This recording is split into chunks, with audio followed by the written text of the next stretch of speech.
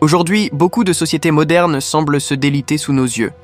Et si la démocratie, ce système que l'on croyait parfait, était en partie responsable de sa propre dégradation? Dans cette vidéo, je vous montre comment elle nourrit les démagogues, favorise les élites et transforme le pouvoir en illusion, de la Grèce antique à nos sociétés contemporaines. Préparez-vous à voir la démocratie comme vous ne l'avez jamais vue.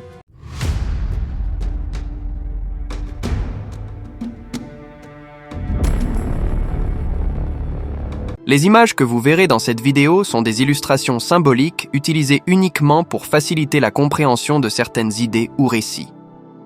Elles ne représentent en aucun cas les prophètes, les compagnons, ni les pieux prédécesseurs. Conformément à la sunna authentique, il est interdit en islam de représenter ces figures nobles, que ce soit par des dessins, des images ou toute autre forme visuelle. Nous demandons à Allah de nous guider, de nous pardonner et de nous préserver du blâmable.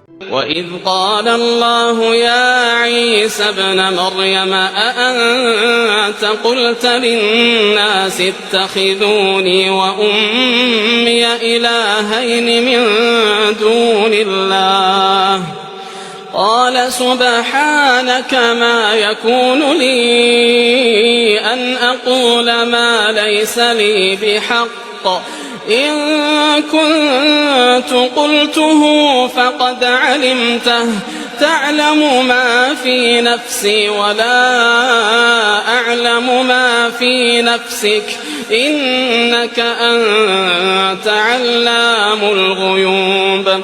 La démocratie. On la présente souvent comme le système politique le plus équilibré et le plus juste. Mais en réalité, elle porte en elle les causes de sa propre fragilité. Son évolution rappelle celle du christianisme avant elle. Comme le christianisme, la démocratie est condamnée à se transformer en permanence.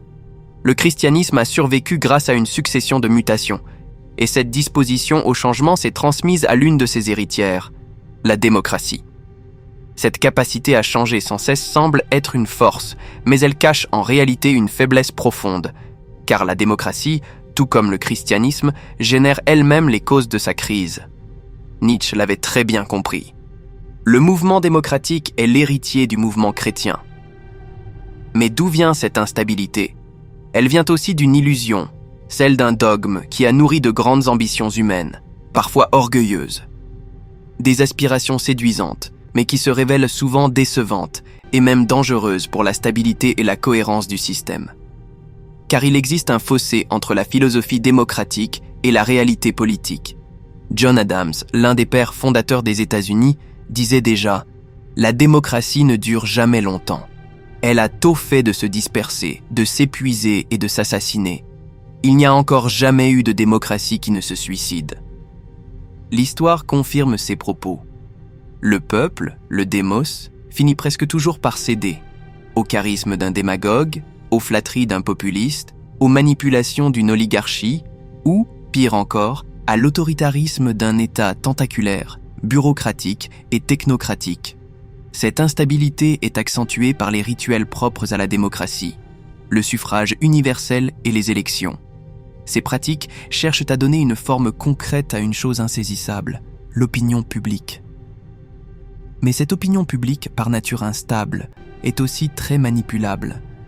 Les auteurs de l'ouvrage « La propagande, images, paroles et manipulation » expliquent ainsi que la propagande est inévitable en démocratie dans la mesure où ce régime suppose des élections, donc la concurrence pacifique entre plusieurs partis politiques et la formation d'une opinion publique. Et en effet, si l'opinion publique est difficile à saisir, elle peut être facilement modelée. De nombreux penseurs soulignent que la propagande trouve son véritable terrain d'action dans les démocraties. Dans une dictature, la propagande est visible, grossière, donc souvent inefficace. Mais dans les démocraties modernes, c'est différent. L'information et la propagande se confondent au point de devenir indissociables. Walter Lippmann écrivait « La manipulation mentale et la fabrication du consentement en démocratie est une conséquence logique de l'organisation de nos sociétés démocratiques. » Noam Chomsky, pourtant critique de Lippmann, rejoint cette idée quand il affirme « La propagande est aux démocraties ce que la violence est aux dictatures. » En clair, manipulation et propagande font partie intégrante de la démocratie. Mais c'est aussi ce qui la condamne à s'autodétruire. Le scénario le plus fréquent est connu. Le peuple finit par succomber au charme d'un chef charismatique. Dans ce cas, la volonté de ce leader se projette dans celle du peuple. Le démagogue, ou le populiste moderne, devient presque un prophète politique. Il prétend libérer le peuple de son malheur. Pour cela, il dénonce la corruption du système, ses mensonges, et accuse des coupables, qu'ils soient réels ou imaginaires. Et en flattant l'ego du peuple, il obtient sa victoire électorale. Mais ce mécanisme n'a rien de nouveau. Déjà dans l'Antiquité, Aristophane écrivait dans Les Cavaliers « Ô peuple, tu es facile à mener par le nez, tu aimes être flatté et dupé, toujours bouche bée devant les beaux parleurs, tandis que ton esprit reste à la maison et voyage au loin. » Et plus tard, au XVe siècle, Machiavel avertissait déjà les princes italiens. Le peuple, souvent trompé par de fausses apparences de bien, se laisse séduire par des espérances séduisantes et de magnifiques promesses, mais finit par désirer ce qui causera sa propre ruine. Voilà le paradoxe de la démocratie. Entre oligarchie et démagogie, entre élite manipulatrice et leader populiste, elle reste un équilibre fragile, toujours menacé de s'effondrer. ما قلت لهم إلا ما أمرتني به أن اعبدوا الله ربي وربكم وكنت عليهم شهيدا ما دمت فيهم فلما توفيتني كنت أنت الرقيب عليهم وأنت على كل شيء شهيد. Plus de 2000 ans plus tard, la situation n'a pas tellement changé. Aujourd'hui encore, beaucoup de régimes autoritaires se cachent derrière l'étiquette de démocratie. Aujourd'hui, on assiste à la dégradation des sociétés modernes. Cette dégradation est en grande partie liée aux promesses trompeuses de la démocratie. En effet, la démocratie porte en elle-même les germes de sa propre destruction. Elle donne beaucoup d'arguments aux démagogues. Ces derniers finissent par prendre le pouvoir et, une fois installés, ils imposent soit une dictature dans les pays du tiers-monde, soit un pouvoir exécutif très fort et concentré autour d'une seule personne dans les pays occidentaux. Les exemples sont nombreux. Bush aux États-Unis, Sarkozy en France, Berlusconi en Italie, Poutine en Russie. Même si les institutions donnent une apparence de démocratie, la réalité est qu'elles sont vidées de leur sens et finissent même par révéler les illusions du système. L'histoire nous rappelle que beaucoup de dictateurs, tyrans et despotes sont arrivés au pouvoir au nom de la fictive volonté du peuple. Cromwell, Robespierre, Mussolini ou encore Hitler en sont des exemples frappants. Hitler, en particulier, représente le suicide d'une démocratie. Déjà, dans la Grèce antique, au VIe siècle avant J.C., la démocratie athénienne n'était qu'une illusion. On ne parle même pas ici de son côté esclavagiste, misogyne et xénophobe, mais bien du fait qu'en réalité, un seul homme dirigeait. Périclès gouvernait seul la foule des citoyens, comme le rapporte l'historien grec Thucydide. Il tenait la foule, quoique libre, bien en main. Au nom de la démocratie, c'était en fait le premier citoyen qui gouvernait. Plus de 2000 ans plus tard, la situation n'a pas vraiment changé. En Afrique et en Asie, la plupart des régimes autoritaires se disent républicains ou même laïques, mais aucun ne rejette ouvertement la démocratie. De la Tunisie, sous Bourguiba et Ben Ali, à la Tchétchénie, de la Syrie au Zimbabwe, de l'Ouzbékistan au Yémen, du Maroc à l'Égypte, de Cuba à la Corée du Nord, tous ces pays affirment dans leur constitution que le peuple est souverain. Ils organisent aussi des élections où leurs dirigeants sont élus avec de très larges majorités.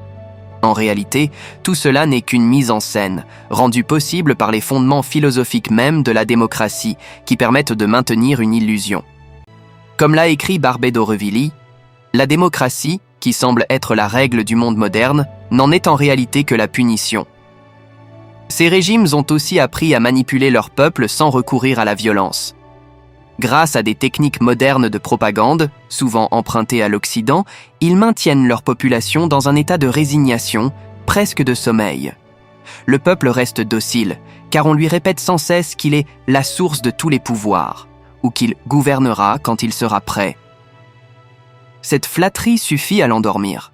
Dans les démocraties occidentales, la situation est plus subtile mais pas très différente. le système électoral crée une classe de professionnels de la politique qui se vendent comme des produits sur le marché de la légitimité publique. Leur but est d'obtenir des votes en négociant, en faisant des promesses et en suivant les humeurs du peuple. Comme l'explique l'économiste Friedrich Hayek, un politicien n'est pas un véritable leader d'opinion. Il est prisonnier de l'opinion publique. Il doit penser et parler banalement. Sa tâche est de deviner ce que la majorité pense, pas d'apporter de nouvelles idées. Cette logique pousse aussi les politiciens à chercher les voix de tous, même des individus ou groupes les plus méprisables. Cela finit par affaiblir le régime aux yeux des élites et d'une partie du peuple. Mais paradoxalement, dans une démocratie, ce discrédit ne mène pas à une vraie libération. Il conduit plutôt à un individualisme apolitique, hédoniste et centré sur soi. Jacques Ellul avait déjà averti que l'homme démocratique ressentirait tôt ou tard le besoin de démissionner, d'abandonner sa responsabilité individuelle et sa liberté de jugement. Une autre conséquence est la montée en puissance des groupes d'intérêt qui se transforment en oligarchies. Ces groupes utilisent les élections pour obtenir une légitimité publique, mais en réalité, ils ne servent que leurs propres intérêts. Ils assurent seulement le minimum pour le reste de la nation, juste assez pour maintenir l'ordre et la stabilité. Hayek décrit bien ce phénomène. Une assemblée qui vote des faveurs à des groupes particuliers finit par fonctionner uniquement par compromis.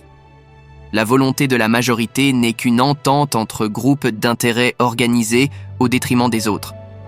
Ainsi, l'évolution naturelle d'une démocratie la conduit vers une forme d'oligarchie, comme dans la démocratie grecque antique, qui était en réalité aristocratique et élitiste. Aujourd'hui, ce système a simplement été modernisé pour être plus acceptable. Le peuple, lui, reste trompé, vivant dans l'illusion d'un pouvoir qui n'existe pas. Il est réduit à jouer le rôle de spectateur, manipulé par des élites qui décident à sa place. Hayek pensait que cet état de la démocratie ne durerait pas éternellement.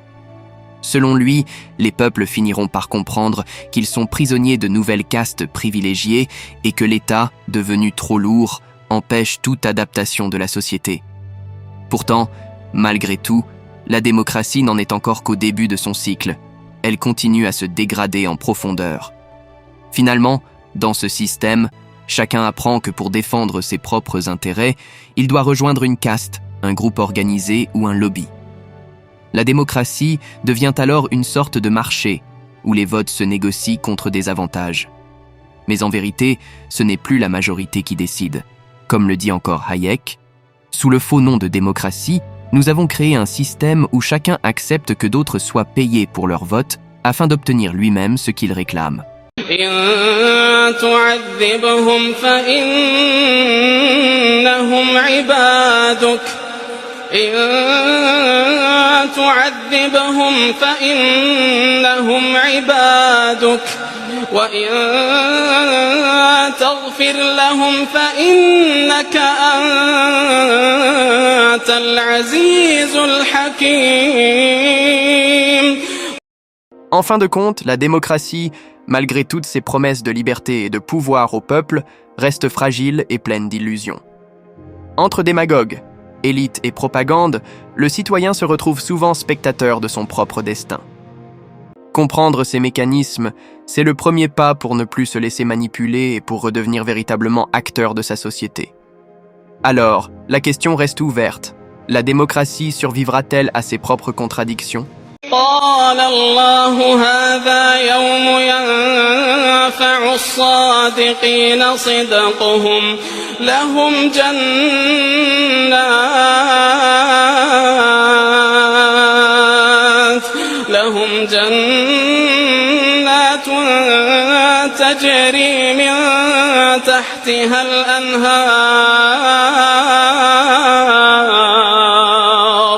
تجري من تحتها الأنهار